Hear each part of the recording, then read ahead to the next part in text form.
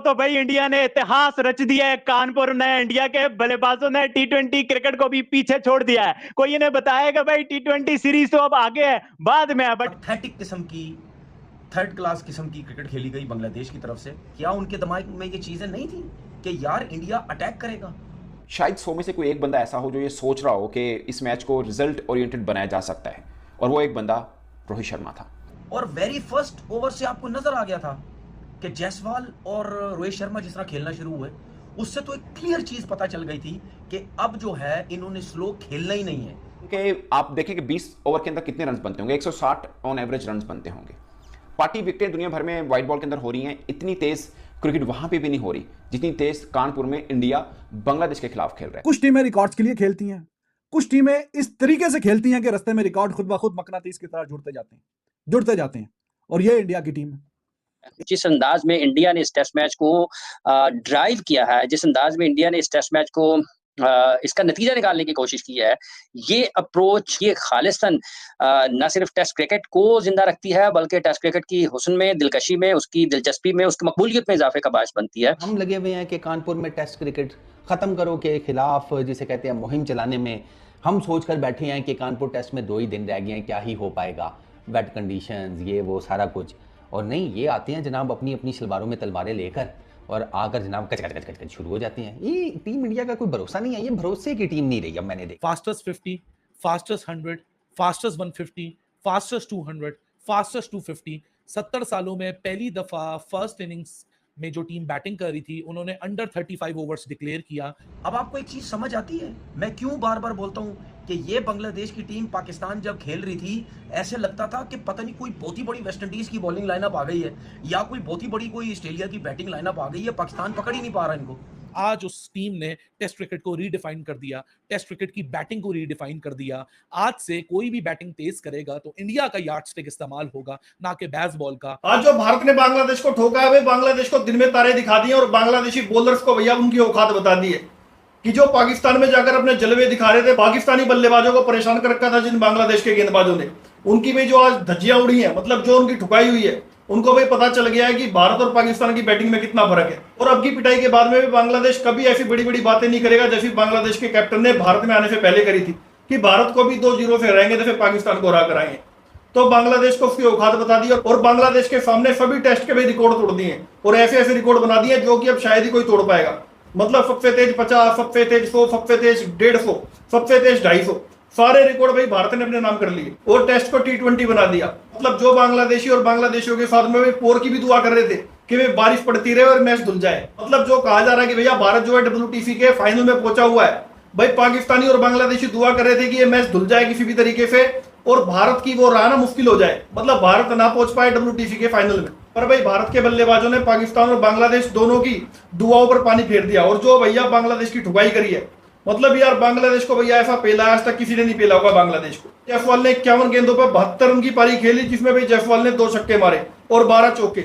यहाँ रोहित शर्मा ने भाई 3 छक्के मार दिए 11 गेंदों पर, 23 रन की पारी रोहित शर्मा ने खेली। शुभमन गिल ने भाई 36 गेंदों पर 39 रन, 4 चौके और 1 छक्का मारा। ऋषभ पंत ने 11 गेंदों पर 9 रन।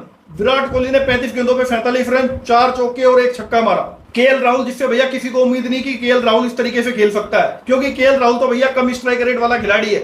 मतलब किसी भी फॉर्मेट में खिला लो केएल राहुल को, वनडे में, टी20 में, कहीं पे भी खिला लो भाई, केएल राहुल की गेंदें ज्यादा होती है और रन कम होते हैं। पर आज भी केएल राहुल के टेस्ट में बांग्लादेश के खिलाफ, मतलब केएल राहुल ने भैया 43 गेंदों पर 68 रन की पारी खेली और 2 छक्के और 7 चौके मारे। मतलब भाई केएल राहुल ने टी20 से तेज खेल दिया टेस्ट में और भाई बांग्लादेश के हाथ से मैच छीन लिया। और जो मैच जा रहा था जिसमें इंटरेस्ट ही नहीं बचा था, मतलब ये था कि भैया खत्म हो चुका है मैच में, कुछ नहीं है, अब आगे बढ़ो टी20 की तरफ चलो, उस मैच में भाई जान फूंक दी मरे हुए मैच में।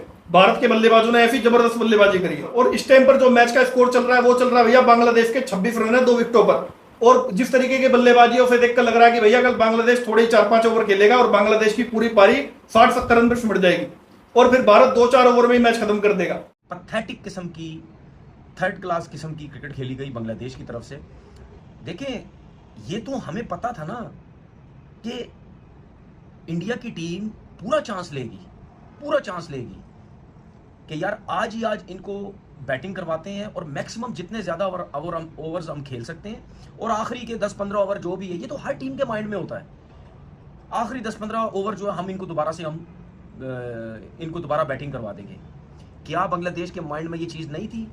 क्या जो वो कोचिंग स्टाफ है जिनको इतना पैसा दिया जाता है, क्या उनके दिमाग में ये चीज़ें नहीं थी कि यार इंडिया अटैक करेगा? और वेरी फर्स्ट ओवर से आपको नजर आ गया था कि जायसवाल और रोहित शर्मा जिस तरह खेलना शुरू हुए, उससे तो एक क्लियर चीज पता चल गई थी कि अब जो है इन्होंने स्लो खेलना ही नहीं है, अब इन्होंने तेजी खेलना है। अब इन्होंने 8-8, 10-10, 9-9, 11-11 जो भी रन पर ओवर मिलता है उस पे उन्होंने खेलना ही खेलना है। तो उसके बाद क्या बॉलिंग हुई है, मेरी समझ से बाहर है। अब आपको एक चीज समझ आती है, मैं क्यों बार बार बोलता हूं कि ये बांग्लादेश की टीम पाकिस्तान जब खेल रही थी, ऐसे लगता था कि पता नहीं कोई बहुत ही बड़ी वेस्ट इंडीज की बॉलिंग लाइनअप आ गई है या कोई बहुत ही बड़ी कोई ऑस्ट्रेलिया की बैटिंग लाइनअप आ गई है। पाकिस्तान पकड़ ही नहीं पा रहा इनको किसी भी शोबे में। तो आपने देखा पहले टेस्ट मैच में बांग्लादेश का इंडिया ने क्या हाल किया और आज भी क्या किया, चाहे बांग्लादेश बैटिंग कर रही थी या बॉलिंग कर रही थी। मतलब चाहे फास्ट बॉलर हो, दोनों तरफ बॉलिंग हो रही है। लेकिन आज 30 सितंबर पीर का दिन, मंडे का दिन, 5:03 Pakistan standard time, India has redefined test cricket for years to कम।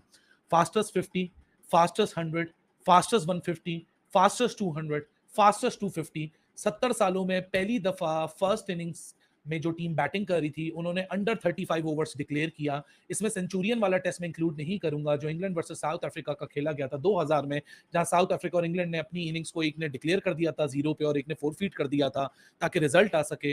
लेकिन आज से पहले जब 2.5 दिन जाया हो चुके थे कानपुर के उस टेस्ट में, तो किसने सोचा था कि आज इस किस्म की क्रिकेट आपको देखने को मिलेगी जहां सारा दिन 437 रन बनेंगे, जहां सारा दिन 18 विकेटें गिरेंगी कोई लगभग 91 ओवर के अंदर।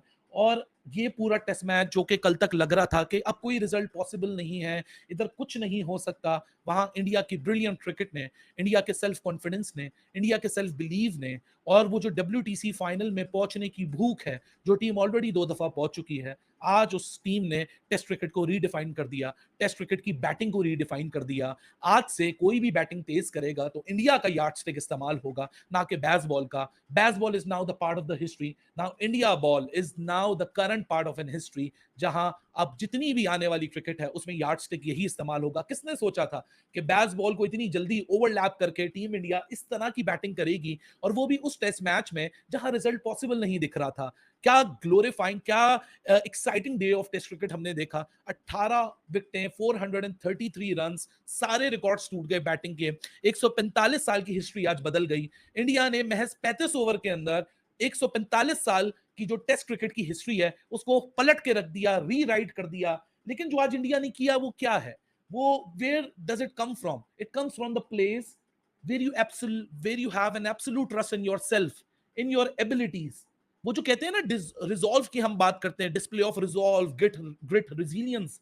डोमिनेंट फोर्स जब आपने बनना होता है गेम के अंदर, तो आपने जो स्टैंडर्डाइज फॉर्म ऑफ क्रिकेट है उससे वन टॉप नॉच हायर जाना होता है। लेकिन इंडियन क्रिकेट ने आज, इन बल्लेबाजों ने एक सेल्फलेस क्रिकेट, एक सेल्फलेस ब्रांड ऑफ क्रिकेट खेल के, कि अगर कोई 50 की तरफ बढ़ रहा है विराट कोहली, तो उसने ये नहीं सोचा मैं अपनी 50 कर लूं। यशस्वी 72 पे खड़ा हुआ तो उसने ये नहीं सोचा मैं सेंचुरी कर लूं। केएल राहुल 50 टाप चुका है तो उसने नहीं सोचा मैं थोड़ा सा सेल्फिश होकर यहाँ सेंचुरी बना लूं। एक ड्रेसिंग रूम में मैसेज था उस लीडर की तरफ से, जिस लीडर का नाम रोहित शर्मा है, जो सिर्फ अपनी बैटिंग से लीड नहीं करता, अपनी फील्डिंग से आज उसने एक स्टैंडर्ड सेट कर दिया। जिस अंदाज में इंडिया ने इस टेस्ट मैच को अप्रोच किया है, जिस अंदाज में इंडिया ने इस टेस्ट मैच को ड्राइव किया है, जिस अंदाज में इंडिया ने इस टेस्ट मैच को इसका नतीजा निकालने की कोशिश की है, ये अप्रोच और ये हिकमत अमली जो है, ये खालिस्तान न सिर्फ टेस्ट क्रिकेट को जिंदा रखती है बल्कि टेस्ट क्रिकेट की हुस्न में, दिलकशी में, उसकी दिलचस्पी में, उसकी मकबूलियत में इजाफे का बायस बनती है। जिस तरीके से इंडिया ने इस टेस्ट मैच को अप्रोच किया है, आप देखें कि जिस अंदाज में उन्होंने पहले 7 विकेटें ली हैं उनकी बांग्लादेश की, और उसके बाद जिस अंदाज में आगाज किया जायसवाल ने और रोहित शर्मा ने बैटिंग का, तो वो एक क्लियर, आप एक तो होता है ना कि क्लियर मैसेज था, एक होता है कि इशारा देना, एक होता है इशारा देना। वो इशारा नहीं था, वो एक वाज़ेह पैगाम था इंडिया की बैटिंग की तरफ से कि हम इस टेस्ट मैच को यहाँ से फैसला कुन बनाने के लिए मैदान में उतरे। इस 2 दिनों के खेल में हमें जितना मौका मिलेगा हमने इस टेस्ट मैच को फैसला कुन बनाना है, हमने इस टेस्ट मैच का नतीजा निकालना है। पहले जब उन्होंने 7 विकेटें हासिल की हैं आज के दिन में, और उसके बाद जिस तरीके से आगाज किया बैटिंग का रोहित ने और जायसवाल ने, वो एक वाज़ेह पैगाम था कि टेस्ट मैच को हमने फैसला कुन बनाना है। और ये वो पैगाम था जिसमें आपको एक पूरे का पूरा थॉट प्रोसेस नजर आता है, जिसमें आपको पूरी की पूरी क्लैरिटी नजर आती